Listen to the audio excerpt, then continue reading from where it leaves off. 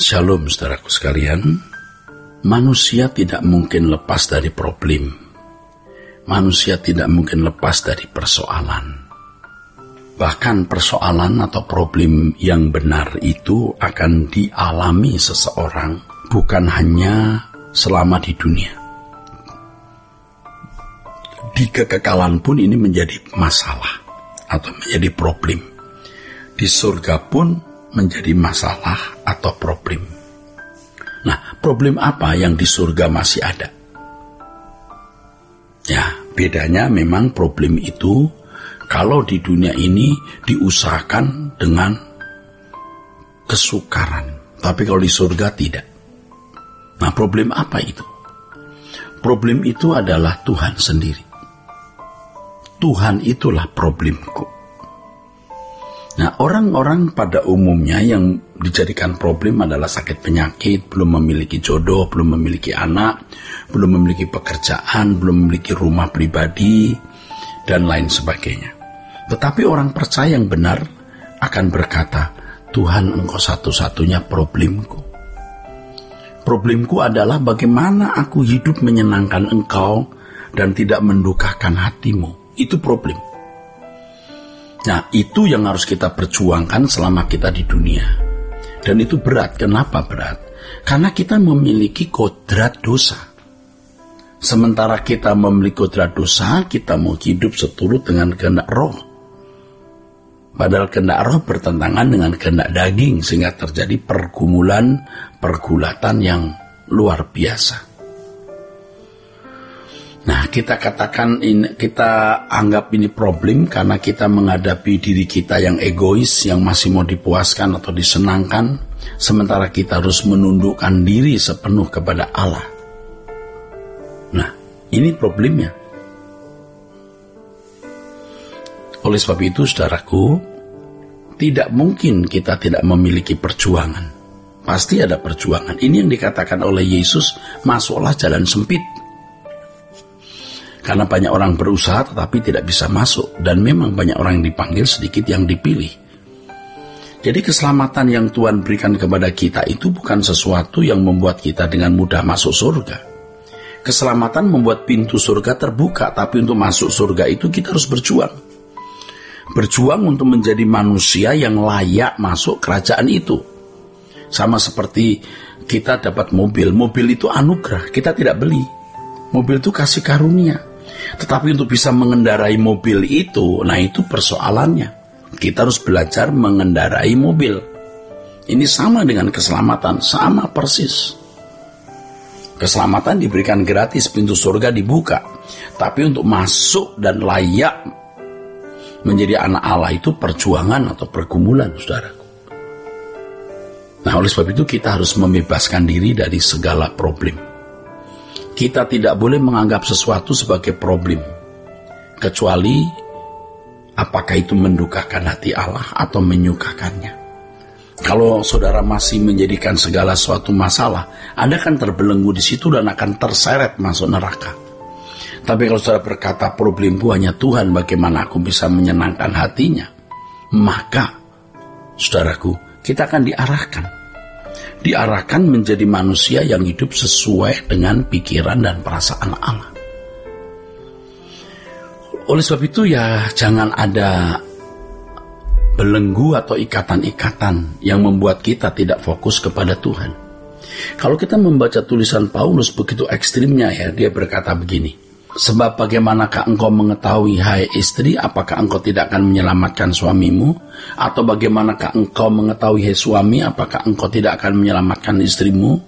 Selanjutnya, hendaklah tiap-tiap orang tetap hidup seperti yang telah ditentukan Tuhan baginya, dalam keadaan seperti waktu ia dipanggil Allah. Inilah ketetapan yang kuberikan kepada semua jemaat. Hidup dalam keadaan seperti waktu dipanggil Allah. Ini kalau Paulus adalah dia tidak menikah. Ya, Paulus memiliki prinsip seorang yang beristri hidupnya akan tergerus menyukakan istri. Orang yang punya suami hidupnya tergerus untuk menyukakan suami. Apakah salah, Pak? Tentu tidak. selama kita tidak mengabaikan hal yang utama dalam hidup ini, yaitu menyukakan hati Allah, karena itu satu-satunya problem kita. Nah, oleh sebab itu kalau seorang pria memilih jodoh salah atau sebaliknya, seorang wanita memilih jodoh yang salah, dia membuat problem yang tidak efektif.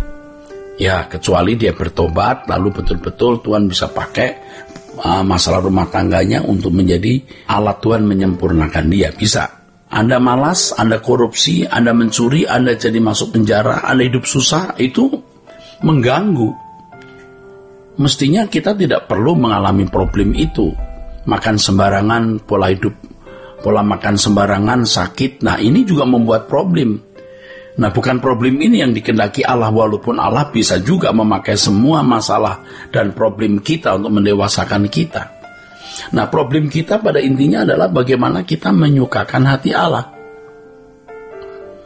Kalau Paulus begitu ekstrimnya sampai berkata begini, ya, kamu tidak usah menikahlah seperti aku tidak menikah. Mengatakan ini bukan berarti menikah itu salah, tidak. Bagi orang yang memang dikehendaki Allah untuk menikah, menikahlah. Dan jadilah berkat sebagai ibu rumah tangga, menikahlah di tempat di mana engkau berada. Tetapi jangan menikah karena engkau mau mencari kebahagiaan. Itu berarti engkau mendewakan sesuatu, termasuk pernikahan dan pasangan hidupmu. Yang harus kita tetap junjung tinggi adalah Allah, Tuhan, bahwa kita tidak bisa hidup tanpa Dia. Nah, saudaraku sekalian, dalam 1 Korintus pasal 7 ayat 32 dikatakan, aku ingin supaya kamu hidup tanpa kekhawatiran. Orang yang tidak beristri memusatkan perhatiannya pada perkara Tuhan. Bagaimana Tuhan berkenan kepadanya. Nih, ekstrimnya sampai di situ. Jadi orang yang beristri memusatkan perhatiannya kepada perkara duniawi, bagaimana ia dapat menyenangkan hatinya. Dengan demikian perhatiannya terbagi-bagi. Nah, itu logikanya begitu. Tapi dengan membaca ayat ini bukan berarti Anda tidak boleh menikah, atau kalau menikah Anda salah loh. Tidak. Tentu saudaraku muli, apakah yang kita lakukan itu benar-benar menyenangkan Tuhan. Karena Tuhan berkata, baik kau makan atau minum atau melakukan sesuatu yang lain, lakukan semua untuk kemuliaan Allah. Nah, demikian pun dikatakan di ayat berikutnya, saudaraku, ya. Dan dengan demikian perhatiannya terbagi-bagi. Jadi kalau punya pasangan hidup itu, punya anak-anak, perhatiannya terbagi-bagi. Perempuan yang tidak bersuami dan anak-anak gadis memusatkan perhatiannya pada perkara Tuhan. Waduh. Saya mengatakan ini bukan berarti lalu saudara tidak boleh menikah, ya. Bukan berarti tidak bermaksud begitu. Kemudian Paulus menulis, tetapi perempuan yang bersuami memusatkan perhatiannya pada perkara duniawi, bagaimana ia dapat menyenangkan suaminya. Waduh. Nah, ini yang sebenarnya harus kita perhatikan, ya saudara. Kalau sampai ada di antara saudara sampai sekarang belum menikah, itu jangan minder, jangan merasa bahwa Anda ini orang yang kurang diberkati, Anda ini kena kutuk lajang atau kutuk apa gitu. Jangan berpikir begitu. Justru keadaan tidak menikah Anda ini bisa menjadi kesempatan yang luar biasa untuk memusatkan diri kepada Allah. Jadi memang jangan ngotot harus nikah. Dulu saya agak ngotot. Ada pendeta yang ngotot juga mau menikah, tapi setelah menyadari betapa pentingnya kekekalan, maka pendeta itu berkata kepada anak gadisnya, kalau kamu tidak menikah tidak apa-apa nak, kamu temenin papa atau papa temenin kamu sampai kita meninggal dunia pulang ke rumah bapak. Itu pendeta itu bisa berkata begitu. Kenapa? Dia mengerti bahwa Tuhan itu segalanya dalam hidup ini. Tuhan itu satu-satunya kebutuhan, yaitu bagaimana bisa menyenangkan atau menyukakan hati Allah. Kalau dikatakan Tuhan problemku, berarti memang Dia adalah persoalan di mana aku harus hidup hanya untuk menyenangkan Dia. Saudara kasih.